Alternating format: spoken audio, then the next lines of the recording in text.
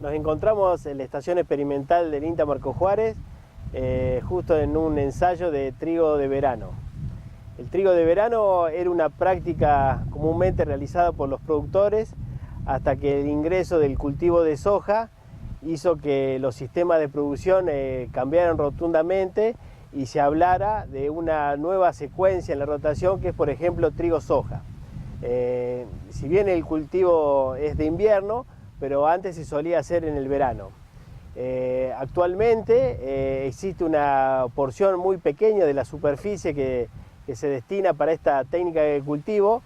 Es muy pequeña la superficie, pero es una técnica a tener en cuenta. En general se utiliza mucho en el norte, en la cual hay una rotación o una secuencia de cultivo que lo permite hacerlo. Por ejemplo, en Santiago del Estero, Chaco, donde se siembra girasol en el mes de julio, agosto, y se realiza la cosecha en el mes de diciembre. Entonces no se siembra ni soja ni maíz, entonces se permite que en enero se haga el barbecho para realizar la siembra del trigo de verano. Otra rotación común es utilizarla luego de un maíz, también sembrado temprano en el norte, por ejemplo en agosto, septiembre, donde se cosecha también a fin de año o en enero. Bajando a la pampa central, la utilización de esta técnica de cultivo es muy puntual. Por ejemplo, también puede ser en una rotación donde se utiliza en los planteos mixtos un maíz para silo, o si no, en casos puntuales en la cual se sembró un cultivo de segunda, un cultivo de primera, en la cual tuvo un problema climático, por ejemplo una piedra o un daño climático o una inundación o excesos hídricos, en la cual no se permite la siembra del cultivo de segunda. Entonces queda disponible el lote para realizar la siembra del trigo de verano. Enfocalizándonos sobre esta técnica de cultivo, se utilizan ciclos bien cortos, que sean primaverales y sean insensibles al fotoperíodo. Cuanto más corto sea el ciclo, mejor, porque estamos hablando de una ventana de siembra desde febrero hasta que lleguen las primeras heladas en mayo. O sea, la fecha recomendable para esta zona y para el norte sería el mes de febrero. No se recomienda sembrar en enero porque el cultivo de trigo, al ser una especie invernal, tendría problemas en la germinación. Otras cuestiones a tener en cuenta es la densidad de plantas. Al sembrar trigos de ciclo corto habría que aumentar la densidad de siembra con respecto a una siembra normal de ciclos cortos, por ejemplo, tener en cuenta 400 plantas por metros cuadrados. Y bueno, también hay que tener en cuenta la sanidad, porque hay que elegir materiales que tengan buen comportamiento, ya que estamos posicionando el cultivo donde hay mayor temperatura y humedad. Lo que sí pudimos estar viendo en este momento sobre los cultivares aquí sembrados es la presencia y la ocurrencia de enfermedades biotróficas, como es el caso de roya anaranjada, sobre algunos cultivares en particular, con un ataque interesante, una severidad interesante, y también enfermedades de tipo necrotróficas, dadas por agentes bacterianos, como es Pseudomonas syringae, es el agente causal de tizón bacteriano, y estriado bacteriano, causado por el agente causal Xanthomona campestris. A su vez también estos cultivares están ya espigados, han pasado su estado de antesis, es decir, de floración, y dado por las condiciones ambientales que fueron recibiendo durante todo este periodo, visualizamos también presencia de fusariosis de la espiga. Un poco revisando nuestros datos meteorológicos registrados acá en la experimental, uno puede dar cuenta de cuáles fueron las condiciones ambientales que favorecieron la ocurrencia de estas enfermedades. Fundamentalmente considerando el trimestre ubicado entre el 10 de febrero y el 11 de mayo, desde el momento en que se sembraron los cultivares hasta el momento en el que estamos registrando estas enfermedades, ocurrieron eventos de temperaturas que se ubicaron en un valor promedio en 20 grados centígrados, alta humedad relativa ambiente, con humedad relativa entre el 60 y el 70% promedio, y lluvias que en total en este trimestre registraron 256 milímetros, en algunos casos en el mes de mayo con hasta 100 milímetros precipitados. Y bueno, todas estas condiciones han favorecido la aparición de estas enfermedades en mayor o en menor intensidad.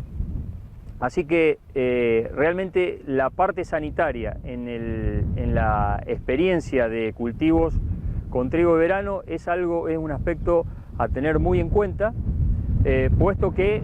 desde la patología siempre decimos que cuando uno pone en contacto el cultivo con el patógeno de manera temprana, da pie como para que las enfermedades se desarrollen de estadios bien tempranos. Y bueno, esto es un claro ejemplo. De cualquier manera, por supuesto, se puede manejar las enfermedades, fundamentalmente con resistencia genética. En este ensayo estamos viendo buenos comportamientos de muchos de los materiales, pero vemos también susceptibilidades en muchos de ellos. Puntualmente, hoy estamos viendo un trigo de verano que hicimos atrás de un maíz picado, y bueno, nos quedaba el bache con el lote libre, y para que no se emmalece y utilizar los recursos e intensificar, lo que veníamos haciendo en estos lotes, o sea, si picamos donde tenemos acceso con los animales, las opciones que veníamos utilizando eran avenas para pastoreo o raigras, pero en este lote que no tenemos la posibilidad de venir a hacer un pastoreo directo, habíamos probado anteriormente con moa y hacíamos rollo como reserva. Este año estábamos bastante cubiertos y decidimos optar por hacer el trigo de verano, que justo habían salido la gente del INTA de Marcos Juárez diciendo que hasta el 15 era una fecha que se podía estar haciendo, y bueno, nos calzaba justo y queríamos probarlo para ver hasta dónde llegaba, si realmente entraba o no, y ver si a lo mejor, aunque no llegue, si podíamos ajustarlo en un año que estemos picando a lo mejor 10 días antes. Y como lo planteamos como un ensayo, hicimos una curva de nitrógeno, y bueno, esto es el lote donde estamos parados. Bueno, en esta experiencia pensábamos que podía llegar un poco más el trigo, si bien creíamos que a lo mejor había que irse un poco más adelante en febrero, y por lo que me decían los chicos, hay otras variedades que son más cortas y que podrían haber llegado un poco más cerca, por lo menos, de terminar el ciclo. Así que lo que estamos viendo para la semana que viene o en 10 días es si ya las heladas están firmes, es a lo mejor pasarlo a picar. Sí, para lo que es el control de maleza es bárbaro, inclusive estamos en una zona donde tenemos napas muy cerca, los lotes muchas veces se encharcan, el consumo de agua es impresionante, estamos sembrando el chalar a la par y tuvimos que esperar y demorar para poder entrar a sembrar, pero aún así tenemos el piso con bastante barro, y acá el piso es totalmente otra cosa. Las condiciones climáticas creo que hay que ajustarlo, a ver si realmente hay un trigo de ciclo tan corto, y por ahí moviendo algo la fecha, uno logra en la mayoría de los años llegar, no correr tanto riesgo con la helada. En lo que es precios para poder hacerlo, sin duda que a medida que el trigo esté más cerca de los $200, uno con un rendimiento más bajo ya conviene económicamente, y también tiene mucho peso cuando uno empieza a intensificar, empieza a elevar mucho el consumo de fertilizantes,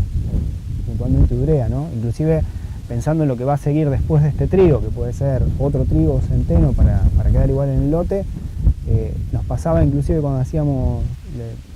los 3 años que hicimos moa después del picado, a medida que íbamos viendo que llegábamos en tiempo y que era una alternativa, fuimos subiendo la cantidad de kilos de urea tanto en la moa como en el trigo siguiente. En el último año estuvimos en 200 kilos en la moa y 300 en el trigo, para que no se quede respecto del resto del lote, ¿no?